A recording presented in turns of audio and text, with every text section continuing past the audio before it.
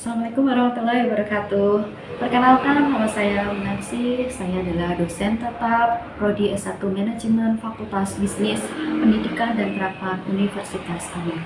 Pada kesempatan kali ini, saya ingin memaparkan salah satu mata kuliah yang saya ampu, yaitu Manajemen Pemasaran 2, yang merupakan mata kuliah wajib dengan bobot 3 SKS teori. Adapun mata kuliah Manajemen Pemasaran 2 akan dilaksanakan sebanyak 16 kali pertemuan dengan 14 kali pertemuan tatap muka, daring ataupun luring, kemudian 1 kali ujian tengah semester dan 1 kali ujian akhir semester.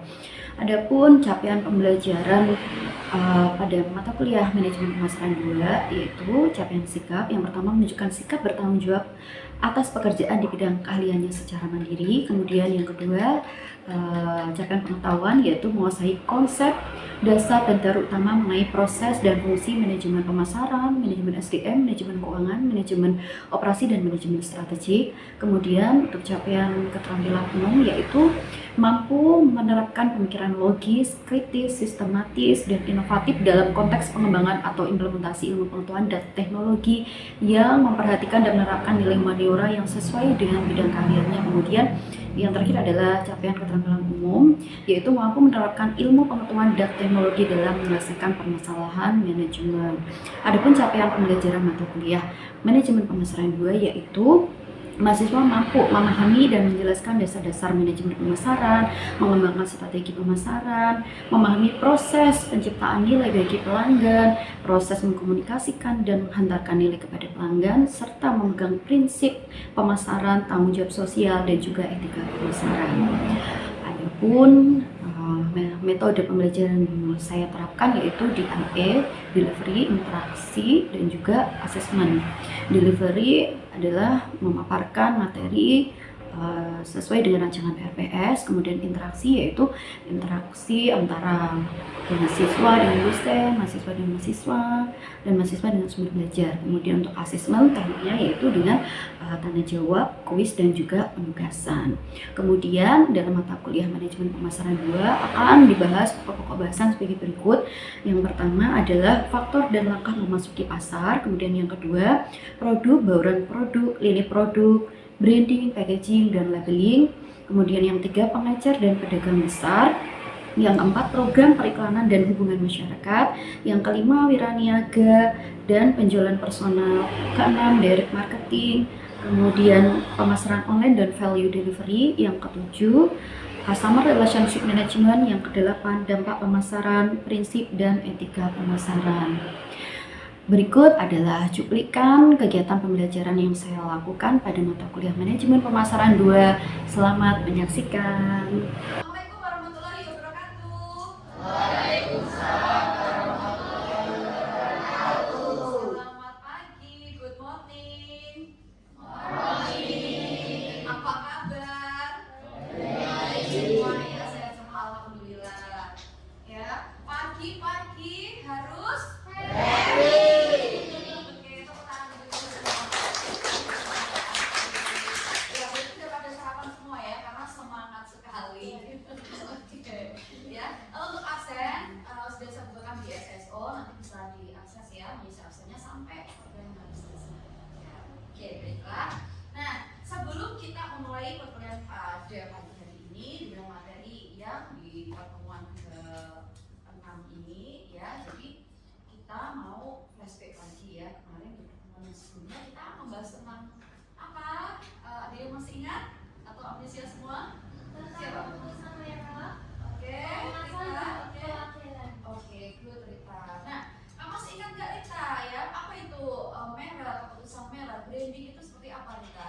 Coba Jadi jelaskan. merek itu berupa nama, istilah, tanda, warna, simbol, atau kombinasi untuk mengidentifikasikan barang dan jasa dari seorang atau sekelompok penjual untuk membedakan produknya dengan produk pesaing. Oke, good ya, bagus ya. Jadi kalau kita punya produk, misalkan tidak ada nama mereknya, tidak ada simbolnya, logonya, kita mesti bingung. Kita nanti misalkan menyukai suatu produk, ya, entah mungkin itu hasil dikasih atau gift ya, kita beli di mana. Karena saya pernah ada pengalaman juga kan ya, beli suatu produk di pasar, kebetulan enak, tetapi tidak ada namanya brandnya ya, polosan. Jadi ketika kita mau beli lagi kan kita bingung belinya di mana ya, mau beli yang namanya apa sih gitu kan ya, kecuali ada namanya, jadi lebih gampang nanti untuk mencari tahu ya, kita harus beli di mana, ini adanya di mana, dijualnya di mana gitu ya. Oke, bagus Rita ya. Kemudian yang kedua tadi terkait apa tadi ya? Packaging ya, packaging ada yang tahu tingkatan packaging yang masih ingat kemarin? Oke, Ririn ya, good. Apa deh? Packaging ada 3 macam. Yang pertama primer, sekunder, dan juga pengiriman. Yang kemasan primer itu wadah utama dari produk, jadi yang bersentuhan langsung dengan produknya. Untuk kemasan sekunder sendiri itu kemasan yang dibuang ketika produk akan digunakan. Dan yang terakhir packaging pengiriman yang diperlukan untuk menyimpan, mengetahui, dan mengirimkan produk.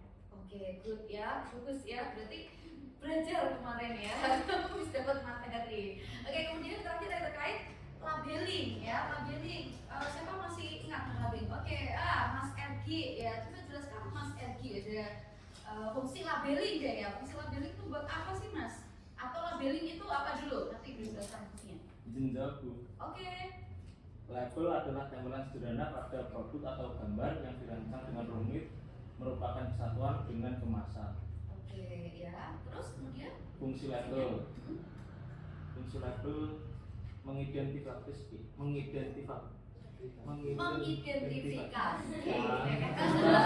ya. menentukan kelas produk, menjelaskan produk, mempromosikan produk. Oke, good, very good ya, tepuk tangan. Ada baju nih, Pak baju semua ya, ada kan bagian kerah itu, ya? Ada.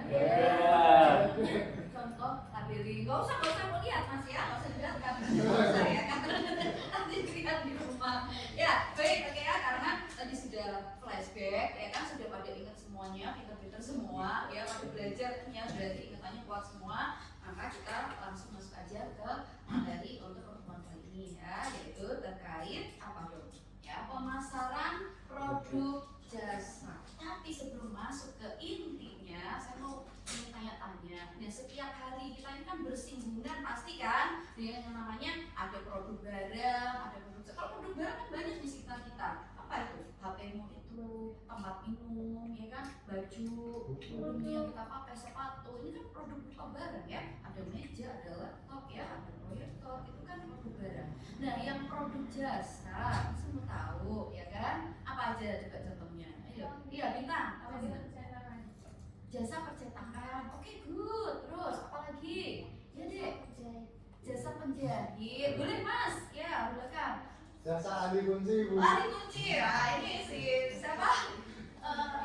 Indra ya, Indra. Oke, oh saya mau tanya kebetulan Indra ya. Indra kan punya usaha jasa apa tadi memperbaiki kunci ya. Ahli kunci ya. Itu ahli kunci segala kunci kan? Atau kunci apa? Segala kunci. Oh segala kunci bisa ya? Bisa. Kunci rumah, kunci mobil, motor bisa ya? Bisa Bu. Kunci di Oke. atas. Bukanya 24 jam ya, 24 jam. katanya. Wah luar biasa ya. Ini promosi ya. Nanti kalau ada kendala ya, kunci tentang perkuncian nanti ke Mas Indra ya. Nanti kita nomornya itu 24 jam itu Mas Indra itu bisa ya. Aja nanti ada musibah kunci motor hilang atau gimana gitu ya. Nanti langsung hubungi Mas Indra ya. Kayak saya kemarin sama Miss Endang kemarin ada ini kan baterai kunci mobil kan habis tuh ya. Langsung lah itu menghubungi Mas Indra ya. Nah itu prosesnya gimana Mas kalau mau pakai jasanya Mas Indra? Tinggal ngechat aja ya. Ya bisa menghubungi nomor yang tertera di dokumen. Oke, nanti ada yang bisa dipanggil datang. Ada kita yang harus datang ke sana ya, nggak apa-apa ya, bisa fleksibel Bisa. ya berarti. Oke, berarti itu adalah prosesnya dari penyampaian jasanya itu, layanan jasa di tempatnya Mas Indra ya, karena dia punya kebetulan ya, dia punya usaha sama kakaknya ya Mas ya, Iya. sama kakaknya itu usaha itu tadi ahli kunci segala kunci ya kan, segala kunci ya. Oke, terus kemudian saya mau minta dijelaskan deh lagi proses misalkan tadi jasa percetakan ya, percetakan atau jahit lah ya, jahit ya deh. Ini siapa lupa namanya? Siapa? Mila ya, Mil. Tolong hubungin jelaskan Mil. Proses penyampaian jasa yang dijahit itu tadi seperti apa? Dari awal sampai akhir gimana? Prosesnya. Kalau kita mau memakai jasa seorang penjahit untuk menjahitkan baju prosesnya dirawat seperti apa biasanya?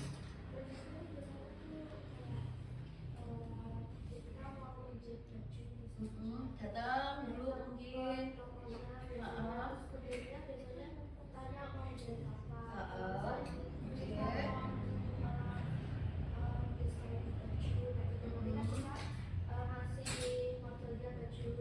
Modelnya ya diukur, oke, kemudian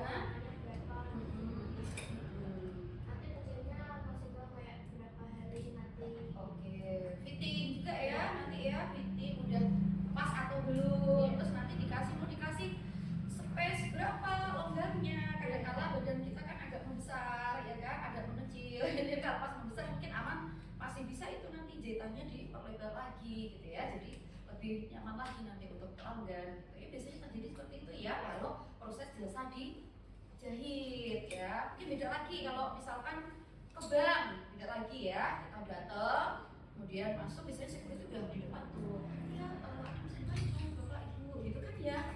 Terus kemudian apa, diarahkan tuh security udah dikasih tahu produk knowledge-nya ya, jadi kita nggak usah langsung masuk bingung-bingung, nggak usah, jadi nanti bilang aja sama bapak security nanti udah bisa mengarahkan, bapak saya mau bikin tabungan, oh kalau gitu isi ini dulu ibu, kan mesti gitu ya, isinya kak, itu isi dulu, baru nanti disampaikan ambil antrian, terus kemudian nanti menunggu di mana, nanti ke siapa, ke CSO atau kemana ya, kalau store kan ke kasir, kalau butuh tabungan ke CSO gitu ya.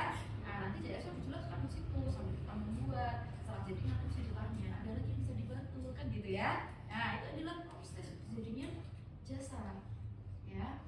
Nah kalau kita kan ini belajar pemasaran produk jasa tuh ya, gimana caranya biar ketika kita melakukan proses atau strategi pemasaran itu nanti bisa jitu, bisa efektif, bisa optimal. Nah kita harus tahu kan sebetulnya jasa itu seperti apa ya, karena kan jasa ini berbeda dengan produk. Kalian tahu bedanya bagaimana? Perbedaan utamanya antara produk jasa sama produk. Nah di MP1 udah pernah saya jelasin tuh ya. Ada yang tahu? Lupa ya? Ini satu semester gue lupa. Oke ya. Kalau produk misal kita beli, saya beli katakanlah ya, beli inilah ya. Iya, beli ya. Oke, bayar. Kayak saya bawa pulang ya kan? Iya. Coba kalau tadi kemana? Misalkan jasa ke salon deh ya. Siapa tuh? Rifki ya. Rifki mana? Dia Rifki ya. Rizky ya, siapa lain ya? Lupa saya namanya. Pergi ke salon. Oh iya salonnya mau bawa pulang. Mau tiket apa pulang? Oh iya kan? Ya, mas-mas salon ke barber bawa pulang gitu. Beli. Kan tidak ya kan? Iya. Jasanya dia kita dipotong orang itu. Oh saya pengen model kayak begini nih, yang beginian gitu, kayak artis Korea misalkan ya. Kayak siapa itu lagi dua tuh siapa? Ya begini modelnya. Oh udah bagus ya, oke. Kemudian udah bayar kan? Puas ya pulang. Puas besok datang lagi lah, langganan di situ ya. Terus nanti kata-katakan ke teman-teman itu. Kalau kita misalnya aja kalau bisa langganan kan gitu. Ya, tapi kan nggak ikut dibawa pulang kan itu. Saya beli, saya sekalian salon ya seperti saya bawa pulang. Kan bukan ya? Kita membeli jasa itu tadi kita potong rambut atau mungkin mau warna ya atau meluruskan kan gitu. Ya kita rasakan itu. Jasanya itu kita rasakan. Yang kita bayar itu adalah itu tadi pelayanannya, rasanya ya. Walaupun bentuknya tadi misalkan rambutnya sudah jadi terpotong rapi seperti yang diinginkan hasilnya kan gitu. Perbedaannya berarti apa? Tidak ada perpindahan kepemilikan. Beda lagi loh, mas salonmu tak beli ya kan? Ya, tapi kamu potong, tapi memang mau beli salon nggak dijual salonnya, gitu ya. Harus dibeli, nanti kita kembangkan, kita gedein bisa, itu bisa saja, tapi kan berbeda ya konteksnya ya. Nah, kalau tadi perbedaan antara jasa sama produk itu tadi ya, produk kan langsung berpindah kepemilikan beli. Nah kalau jasa tadi bisa langsung dibeli sama segunting-guntingnya, sebenarnya ya kan dibeli semua salonnya. Contoh ya, paham ya sampai sini ya? Paham sampai sini. Oke, ambil lagi dulu. Nah, jadi pokok pembahasannya nanti kita akan bahas terkait pengertian jasa yang pertama, yang kedua adalah nanti karakteristik jasa itu yang kayak gimana sih gitu ya. Jadi kalau misalkan mau bikin strategi pemasaran yang ya harus tahu dulu jasa itu sebenarnya kayak gimana ya, tingkatan produk jasa itu ada apa aja, jenisnya ya, kualitas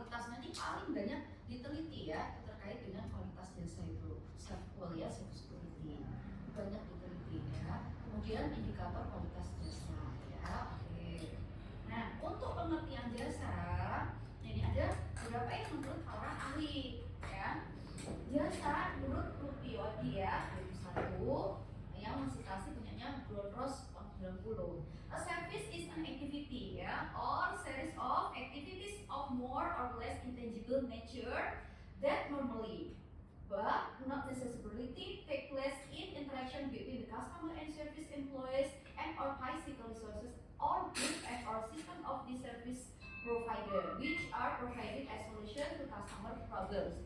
Mudah nggak? Nggak mungkin ini sudah kita terjemahnya di bawahnya. Itu sebenarnya ya.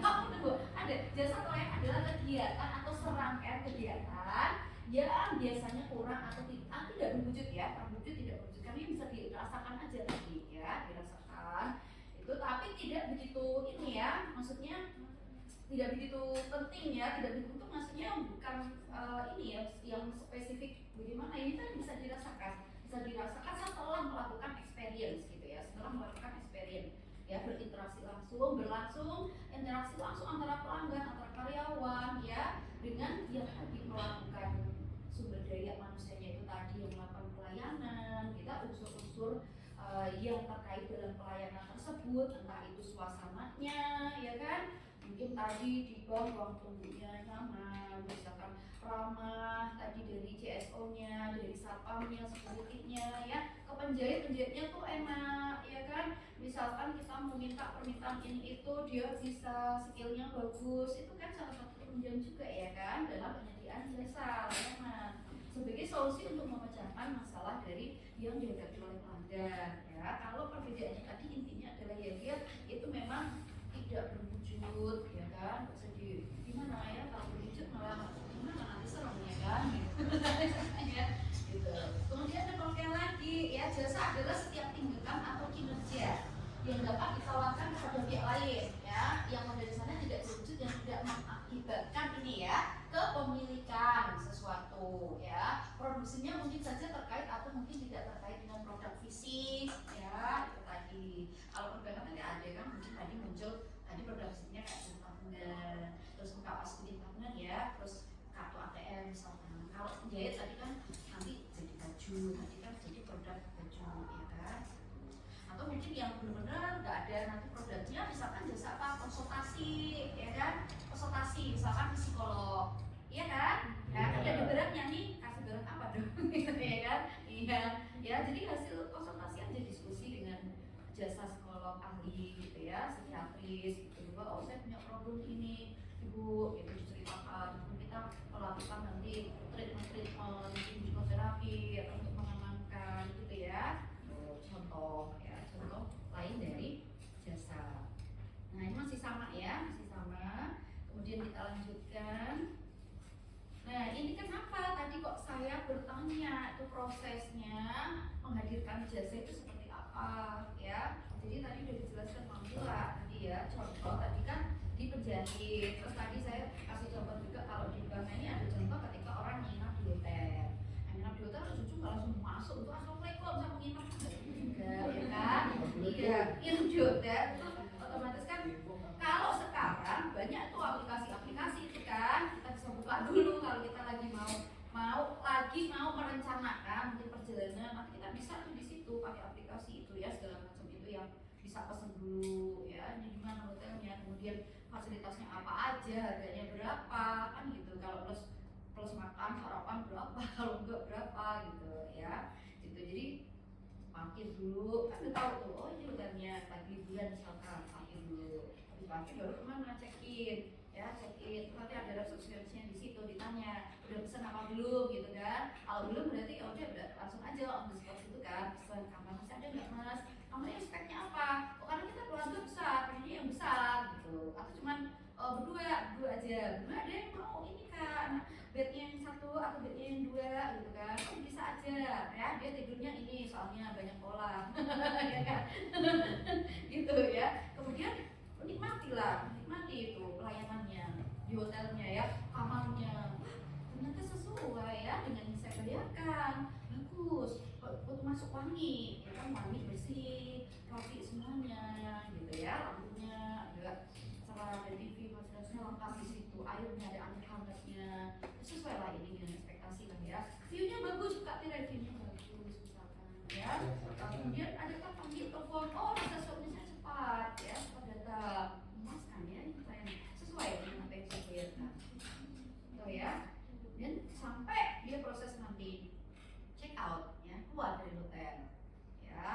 semua prosesnya. Lalu nanti di dalam kan ada proses eksperimen itu tadi. Mulai merasakan pelayanannya seperti apa, ya. Tuh, oh kamar mandinya ternyata bersih, bagus, enak wangi juga. Oh akhirnya kenapa airnya nggak keluar misalkan, komplain ya. Air pernah ada yang bocor. Kok bocor ya? Bocor dari mana? Kan warna resepsionis ya. Oh cepat datang. Di atas itu 30 menit nggak ada, udah nggak bocor, udah selesai. Makasih, bagus ya pelayanan. Coba ya.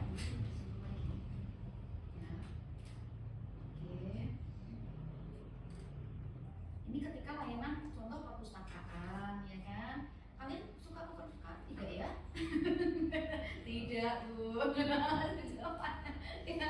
kalau ke perpustakaan di kita di mana tuh? Misalkan pinjam buku, ada yang pernah pinjam buku di sana? Belum pernah. Berarti nanti harus pinjam ya, harus berarti ke perpustakaan ya harus pinjam ya. Ini dikasih tugas nih sama Bin ya, biar nanti bisa tahu proses jasa ini. Walaupun kan kalau kita nggak bayar kan kalau di sini ya, tapi silakan dirasakan aja tuh kalau di perpustakaannya kampus kita ini nanti seperti apa pelayanannya ya.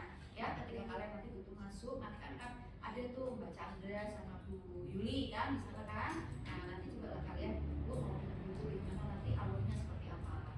Oke ya, besok kita diceritakan ya di pertemuan ke depan ya yang sudah merasakan ya. Masa nggak pernah ke perpustakaan sekali? Pernah, tapi mungkin kalian mengerjakan tugas kali ya di sana ya. Tidak mau pinjam buku ya, tapi sudah sekali pinjam buku ya. Ada yang lengkap juga buku referensi manajemen ya, karena kita udah tahu di sana. Jadi biar kalian nanti merasakan ya prosesnya seperti apa, pelayanannya bagaimana di sana. Oh ramah, Pak Chandra ramah, Willy ramah kan gitu ya. Cepat juga, gitu. Oh caranya begini bu, nanti ada ternyata nulis, ada kartu apa segala macam gitu ya. Jadi silakan nanti ya, itu tugasnya. Gitu. Oke siap ya. Nah kemudian berbicara terkait jasa, biar lebih memahami kita harus tahu ya terkait karakteristik dari jasa. Yang pertama adalah tadi sudah disampaikan bahwa apa tadi, intangible, tidak berwujud. Nah kalau orangnya ya kelihatan bu, ya kelihatan. Orang yang memberikan pelayanan kelihatan. Ini kalau ke salon, yang melakukan perawatan kan kelihatan kan orangnya. Kalau nggak kelihatan malah takut nanti ya kan. Kelihatan takut, kalau ditutup pintunya mas. Oh iya, kenapa terlambat sekali kamu? Oh, oke, masih ini ya. Kalau kemarin ada yang terlambat itu salah jadwal katanya. Tutup ya pintunya, kemudian tidur. Oke, lumayan lah ya terlambatnya ya mas, kamu bisa ya. Ya, oke. Intinya tidak berwujud ya. Yang tidak berwujud itu adalah pelayanannya itu tadi ya. IM ya, pelayanannya bisa dirasakan. Buat kemarin dulu salah, bisa enak, ceritanya enak. Terus ininya pokoknya inilah pokoknya bisa relax lah, pokoknya enak banget gitu ya pelayanannya. Tapi orangnya kan kelihatan, melakukan tindakan kelihatan, perawatannya juga kelihatan. Yang masuk adalah ini bisa dirasakan. Ketika kamu sudah merasakan, nanti bisa ini enggak sesuai enggak sebenarnya bisa dibuat. Padahal kalau yang biar mahal juga enak cuma sebentar gitu ya, nggak kerasa lagi cuma gini-gini doang gitu ya, nggak kerasa. Besok nggak mau kan datang lagi, nggak puas. Kalau nggak puas kan besok langganan gitu ya, gitu. Intangible tidak terwujud, tapi dirasakan bisa. Ya, kemudian inseparability tidak bisa terpisahkan. Ini bisa tadi lupa ya. Nah ini ya, jasa tidak bisa dilihat, dirasa, diraba, didengar, dicium, ya bisa dirasakan kemanfaatannya tadi ya. Kemudian tidak bisa dipisahkan dari penyajian jasanya itu tadi ya kan. Ini kan ada orang yang berikan pelayanan, sendiri gimana ya. Kalau luar negeri kita udah pakai robot kan, ya ngantarkan apa gitu. Kalau di besar-besar kan ada pakai robot gitu.